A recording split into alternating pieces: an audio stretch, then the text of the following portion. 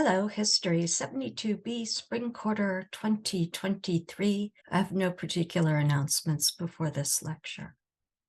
This is the last lecture of Package F, World War II and following, changing women work into women's work. Women's work here indicates the pink collar jobs that we've discussed before, but it also includes an idea of woman in the home that had roots in the cult of domesticity, but that isolated middle-class white women in an absolutely unprecedented way in the post-war era. I'm going to do a quick review of 20th century events to get you to the baby boom era after World War II. The topic of any single lecture package could actually be a course on its own, so you are really getting the highlights reel here. Once we get to the early Cold War era, we will talk about the nuclear family and why this was actually an anomaly and not a long-standing tradition. The nuclear family of the baby boom era came with extremely strict hegemonic gender roles. As with the cult of true womanhood, and there are clear residues of Victorian thought in the post-World War II nuclear family ideal, these gender roles were used to control the behavior of society overall. Failure to live up to the ideal, remember that this was the sort of ideal that would exclude most people, could be used as a justification for political and social exclusion. This lecture, I'll take you up to the formation of and reasons for the nuclear family ideal and the baby boom. But keep in mind that many of the constructions of the mid-20th century were already being contested even as they were developed. Also, in addition to active resistance, some hegemonic norms are obeyed where other people can see, but then broken in private. So don't expect that just because something was the way it was supposed to be, that that is actually what people did. I know that we've flown through so much material that over the next set of slides, I want to draw your attention to a repeating pattern that might not stand out, or I want to stress that pattern if it has stood out to you. The pattern that we can pick out begins with the construction and enforcement of a category like sexuality or sex, gender, or race as a vector of power. This new category is intertwined with categories that have longer histories of differentiating power. So those would be things like sex, gender. To give the new category, like race or like sexuality, the appearance of naturalness and legitimacy. And this could also go for redefining an old category. Those in the resulting marginalized group, or sometimes groups plural, respond with varying degrees of compliance in order to survive, and resistance, trying to bring about change. A limited subset of people with enough social, financial, and/or political power to have their opinions get widespread coverage back up a resisting subgroup. Often the visible backers are privileged on most vectors of power and might only be marginalized to an extent by a small set of categories. So you could think about the wealthy white women who put their force behind working class white women in the push to get the women's vote, but maybe didn't actually participate fully in understanding what these women were looking for. The precise nature of the subcategories of power shifts around so that the most privileged but resisting group sees enough change to consider it progress. Some of the interwoven categories of power temporarily lower in importance, but because they are all tied together, other categories just become more emphasized, more marginalized in their place. The basic power structures, especially at the very top and the bottom, remain unchanged. Rinse and repeat over and over. Look for parts of that pattern in lectures on the second half of the 20th century, but also look for stages of the pattern taking shape around us now. It is never just one category at a time. All of these stages are going on all the time for different categories. This is part of the reason that historians like history. We already know how each of the stories we analyze ends. Everybody dies, by the way, spoiler alert. History is far easier to see patterns in than the present, although generally still depressing. The beginning of the Cold War between the Soviet Union and the United States in the aftermath of World War II ushered in a period of increasing wealth for large sections of the U.S. population and an expanded consumer economy, but these rested on growing inequality. The beginning of the Cold War was also an era of terrible anxiety. I will explain all of this more in a bit, but now I want to plant a seed in your minds. World War II ended and the Cold War essentially began with the use of atomic bombs. The U.S. dropped 2 atomic bombs on Japan. The Soviet Union gained atomic or nuclear technology soon after. This was the beginning of what material culture historians call the Atomic Age. This was an era of the construction of the nuclear family ideal that still holds so much power in the U.S. The name nuclear is not a coincidence. The tidy, secure nuclear family was part of a response to the horrifying human cost of World War II, followed by the absolute terror that nuclear weapons might be used in a possible World War III. Most people, not just in the US, but throughout the world, thought that the superpowers, the US and the Soviet Union, only held off using nuclear weapons due to the probability of, and I'll quote this phrase, mutually assured destruction. The phrase mutually assured destruction was used throughout the Cold War.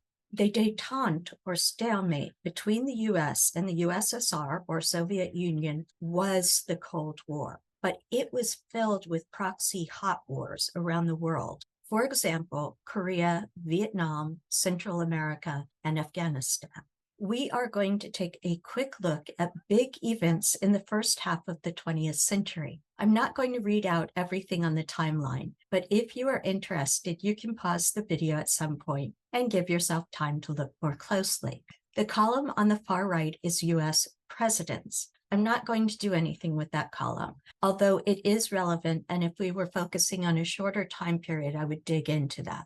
The column on the left is major events in the US and in many cases in the world, because things like Depression and World War I were broadly spread and not localized to the US alone. Starting at the very beginning of the 20th century, think basically the first decade, although nothing works out perfectly by decades any more than it does by centuries, right? We've looked at this period, this early period. Medicine and science held authoritative place in Western culture, and these were often used to back up hierarchical, essentialist models of categories, including race, sex, gender, and sexuality. The British Empire in this period was gigantic, this period being 1900 to 1910-ish. The British Empire was gigantic and had colonies on all inhabited continents. The US had reached overseas trying to start an empire on the British model. Mainly for the US, this involved taking over islands for reasons that I won't get into here. So Hawaii, Puerto Rico, Cuba, and the Philippines. Industry and technology expanded, particularly in the US. You see things like the first airplane and the Model T Ford. Changes in transportation and speed of communication began to radically transform daily life. And you are looking at the top section of an ad for a 1909 Ford Model T. In the second decade, World War I started in Europe, 1914. This was a war that aggressively used new technology for destruction. Tanks, poison gas, machine guns, and airplanes became weapons. The U.S. entered World War I relatively late, 1917. When the U.S. did enter, the increased demands of wartime production opened up better paying industrial jobs to Black Americans and to women. In what is called the Great Migration, many Black people moved from the South to industrial areas in the North. You are looking at U.S. troops in tanks in 1918, and the U.S. was only in World War I for a very short period. The war ended in 1918. The 1920s came with economic and industrial expansion in the United States, buoyed up by, among other things, the increase in production from wartime that was turned to producing consumer goods for sale both domestically and overseas. This was a decade of seeming contradictions that came with the resistance to hegemonic categories and the corresponding reshuffling of subcategories. It was the era of prohibition and bathtub gin. Women gained the right to vote and wore short skirts, but it actually became more difficult for women to enter fields like medicine than it had been in the late 19th century. Black people in urban areas faced segregation and extreme violence throughout the U.S., but they also managed to push for entry to higher education at greater levels than in preceding decades, and to produce art forms appreciated and appropriated throughout the Western world, such as jazz music, which gives its name to the 1920s or the Jazz Age. You are looking at Duke Ellington and his jazz orchestra. The stock market crash hit in 1929, conveniently right at the end of a decade. The early 1930s was a time of economic depression, unemployment, hunger, and desperation. This was not just in the US, but throughout the Western world. The period of the New Deal began to produce recovery in the United States through the establishment of social safety nets and government jobs. The mid to late 1930s also saw the developments leading to World War II. Europe was officially at war in 1939. The U.S. officially entered World War II in 1941. As with World War I, World War II saw a massive expansion in American industry and technological research, but on a scale that dwarfed World War I levels. The U.S. also sent far more soldiers to World War II and lost far more of them than the U.S. had done in its relatively brief experience with World War I. The increase in production, combined with the removal of a chunk of the industrial workforce to fight, opened up jobs to those excluded from the military. Women who had already worked got better paying jobs. Women in groups that had previously been discouraged from taking wage labor, like middle-class married white women, entered jobs at unprecedented levels. A second Great Migration took place, with even more Black people leaving the South to take better paying jobs in the urban North and in the West. Oakland and other regions of the Bay Area grew in this period because of the shipyards there.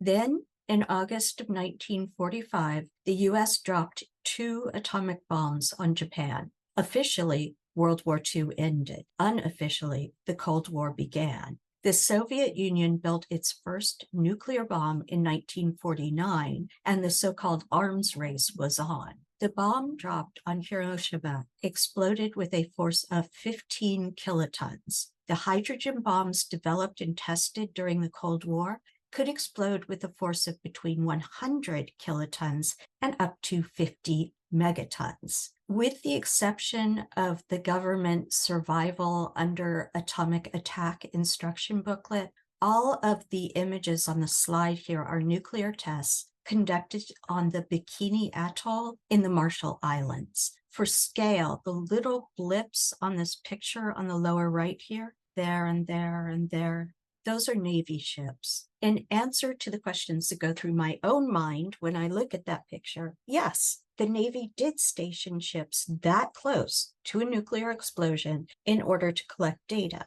No, everyone on the ships did not die immediately, but yes, many of them died young because of their exposure to massive nuclear fallout. Once again, I'm going to pause at superpowers with inconceivably destructive nuclear weapons aimed at one another and everyone in between, don't forget the people in between, and go back to the beginning of the 20th century just once more.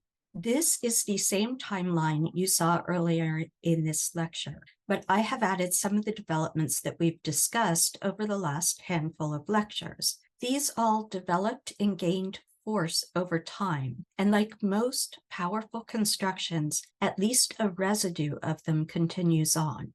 Carryover from the late 19th century, in blue, we have early physical anthropology used to create the idea of pure racial subcategories, eugenics, an emphasis on a clear sex-gender binary of male-female, propped up by doctors and scientists who labeled intermediate bodies and or behaviors as pathological or diseased, and the use of a particular definition of sexuality based on sexual object choice as an organizing principle of American society. So it's not that scientists discovered homosexuality. People have always had various desires. It's that they created the category homosexual and then organized power structures around it.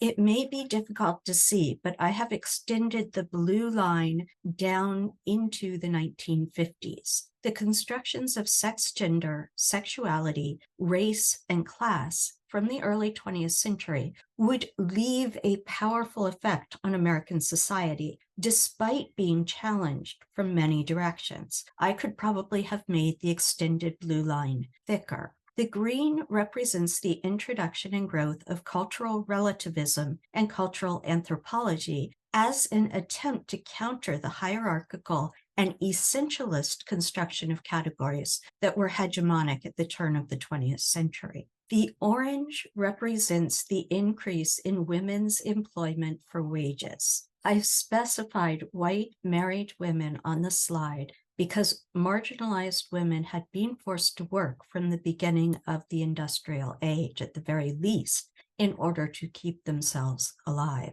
The number of unmarried white women in the middle class who worked for wages started to increase in the late 19th century, so in the 1800s. In most occupations open to middle-class white women, like public school teaching and clerical work, these women could only work until they were married, when they could no longer work for wages. After that, women might neglect their husbands if they worked. Also, a married woman was presumed to have sex, and that might be bad for school children. Your guess is as good as mine on how a heavily clothed 19th century middle-class woman taught to neither enjoy nor talk about sex could corrupt the morals of school children as soon as she was no longer a virgin. We have seen the number of married women employed outside the home increased in both world wars. After World War I, during the Great Depression, and after World War II, white women were urged to return to the home and not compete with men for jobs. I found that many people assume that married white women actually did go home and become happy or unhappy homemakers. But in each of these instances, the number of employed married white women actually continued to increase. The picture is more complicated if we look at groups of women beyond married and white. Black women, both married and single, lost jobs precipitously after World War I. Employment of single white women leveled out after World War I, went up slightly during World War II, and then dropped back to the pre-World War II trend line until the 1970s. Employment for wages increased steadily for married women, both white and Black, after World War II. One response of employers was to pay women less and to sequester white women increasingly in work coded as low-skilled, although still rated above work, even if it were the same work, given to Black women. Low-skilled jobs included clerical work and teaching that had formerly been male-dominated and thus skilled jobs, as well as nursing. Justifying nursing as a low-skilled occupation could only be done by claiming that doctors, male doctors, were super highly skilled and important. We've already seen the prestige of medical doctors steadily increasing from the mid-19th century, so this just continued the trend. And that leaves us going into the early Cold War era, the 1950s, the atomic age. You have actually seen this graph before when we discussed the steady decline in fertility among all groups of American women through the 19th century, through the 1800s. You may remember that I pointed out World War II at the bottom of that slope here, and the baby boom is this large increasing bump in the decade or so following the end of World War II. The babies born between around 1946 and 1964 are what we call boomers. This bump starts to drop off sharply, really sharply in the 1960s, settling into the 2-ish children per woman range that we saw heading into World War II. In other words, it continues on the trend. As with the 19th century, the shape of this graph stayed more or less the same among all groups of American women, although the absolute values might be a little bit different. So, what was up with the baby boom that gave us the boomers? Clearly, far from being a traditional period for American reproduction and family structure, the boom represents an anomalous bleb in an otherwise more or less continuous trend line. What made Americans have tons of babies for about a decade and then slow down back to the trend line? The people having children after World War II and contributing to the baby boom were the so-called silent generation. They had been children themselves in the Great Depression of the 1930s. Then they experienced World War II in their teens and 20s. Both the Depression and World War II disrupted families. The couples who started families after World War II wanted stability and safety more than anything else. As a group, they were actually incredibly hopeful. The US economy grew. There were all sorts of new and exciting products. The US was one of, if not the great superpowers in the world, and the GI Bill made college education in homes affordable for many white soldiers returning to the US. Futures looked bright for children in these families, or at least they looked brighter than anything the parents had ever experienced themselves, except for the whole nuclear weapons and mutually assured destruction thing hanging over their heads, and the worry that World War II might be followed by the boom and bust pattern of the 1920s and Great Depression. The white parents of the baby boom generation responded to the combination of hope and anxiety with the nuclear family. Prior to this, most families had been extended to at least some degree. The automatic assumption was not that both members of a couple would be far removed from their parents. Extended family childcare by grandparents, aunts, and cousins was usual, not exceptional. And helping adult children out when they needed it did not have the living in mom's basement connotation. It was just what you did for your family. And family did not stop being family when they passed a certain age. The nuclear family ideal came with the development of nearly all white suburbs. The building of highways and shopping malls and supermarkets that separated buying household goods from the residential neighborhood. The pared down family at the center of a freestanding suburban home gave, for a little while at least, a sense of safety. Parents could, they believed, protect their 2.5 children and the dog. A woman could look after her own home without live-in servants or a space shared with relatives. Labor-saving devices would mean that she could control her own domestic space, and a man could head into work knowing that his family was safe. You are looking at a still from a 1950s educational film. The film is called How to Protect Your Family and Home in a Nuclear Attack, as if that were possible. This and the atomic bomb posters I've been showing you are not spoofs. Atomic war seemed very possible and very close to most Americans in the 1950s. The reality of the nuclear family ideal was no more attainable than the idea of true womanhood. The house was never completely clean. The children still got rebellious and angsty in their teens. The man might not make enough money. Women who stayed home felt more mind-numbingly bored than secure, and the woman who worked outside the home had to arrange childcare and make certain the dog didn't eat the furniture while she was out, although that sort usually had cats, surely, rather than good, wholesome man's best friend dogs. Most of all, middle-class white people still did not actually feel safe. They told themselves that they did, but they became fearful of anything outside their own neighborhood and car. And bad things still happened, even in the suburbs. You are looking at vacuum cleaner ads from the 1950s. I am showing you these to point out two things.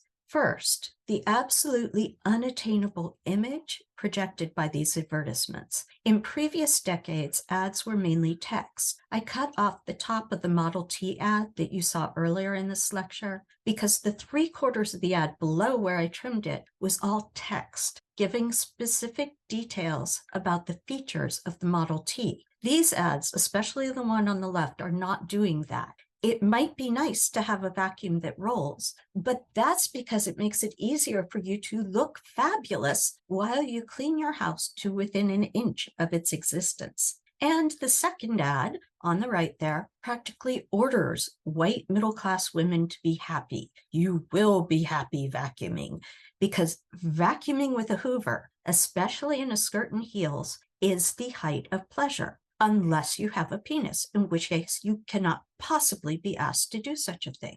Advertising of the 1950s had tremendous power, and not just with the middle class. Advertising sold aspirations, hopes, and dreams, and it was ubiquitous.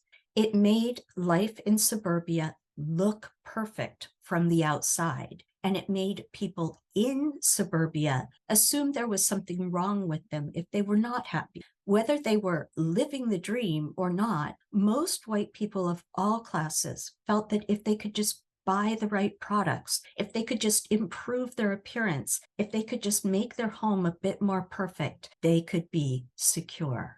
The ideal and ideas behind the advertisements and the TV shows promoting a very narrow view of what a family could be still have tremendous power now, even if the images themselves seem silly. You will hear the argument that any sort of family other than the nuclear family will destroy traditional American values. The ideal nuclear family never was an American tradition. It was that blip that we saw on the trend line earlier in this lecture. The nuclear families that did manage to look like the ideal did not feel that they were secure. They did not feel that life was simple. They were bundles of stress who beat their children. And what about people who were not white heterosexual couples and were not welcome in the suburbs? We will look a bit more at that in upcoming lectures. As an historian, I often find it difficult to watch period pieces, usually because of the things they get wrong. I am the one always interrupting with, "You have got to be kidding. Women in the 16th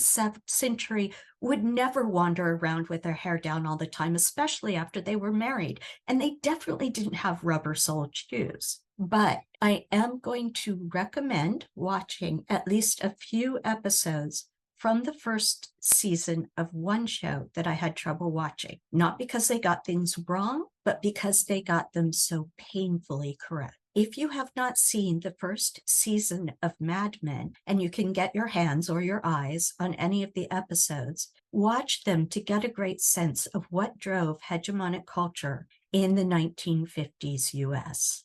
Key points for Lecture 20 in Package F. Trends prior to World War II included a steady drop in the birth rate and a steady rise in women's wage employment, including among married white women. The so-called silent generation had grown up with the Great Depression in their childhood and World War II in their young adulthood. These were the parents of the boomer generation. In an anomalous blip called the baby boom, the birth rate jumped between 1946 and 1964 as the U.S. transitioned from World War II to the early Cold War. The suburban nuclear family with only a heterosexual young couple, 2.5 children, and a dog, or a cat for those people, was never traditional, even among white Americans. Both government and corporate marketing pushed the ideal of a nuclear family with a breadwinning father and homemaking mother as a source of safety for both the individual and the nation. The early Cold War 1950s reality was the threat of nuclear war with the Soviet Union and a white suburban middle class that feared everything outside of their house and their car. Historian Elaine Tyler May uses the analogy of containment of communism combined with a new recognition of women's sexuality in the 1950s to discuss the containment of middle-class white women's sexuality as part of the function of the nuclear family. From the 1930s, a sexually alluring woman had been referred to as a bombshell. Marilyn Monroe was a bombshell, something explosive and dangerous. The bombshell analogy really took off during World War II, and with the plane, the pun was intended here, and I apologize.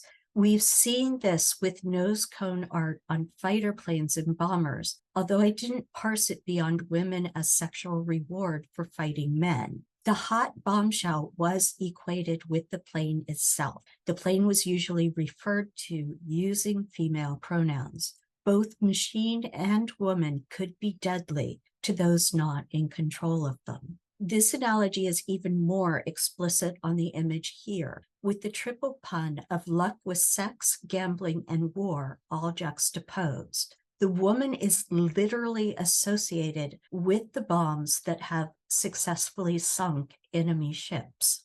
And one more, just to make the analogy crystal clear. Here the bombs have taken out tanks, but the image of the sexually alluring woman as a source of danger associated with the bombshell is consistent.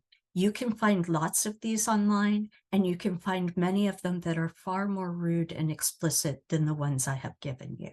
It was not really a big step once there were nuclear bombs to just see the bombshell, the uncontained, uncontrolled sexual woman, as radioactive. This illustration from a civil defense pamphlet represents 3 deadly radiation rays as pinups or beauty queens. The text with the image literally said, these rays are potentially both harmful and helpful, and it relied on the equation of women's sexuality with danger to men or with utility to a man if properly contained in marriage. And just to hammer the image home, if the nuclear family were split up, it would be like splitting uranium. It would be a disaster, and it would be catastrophic to the nation, not just to the family members.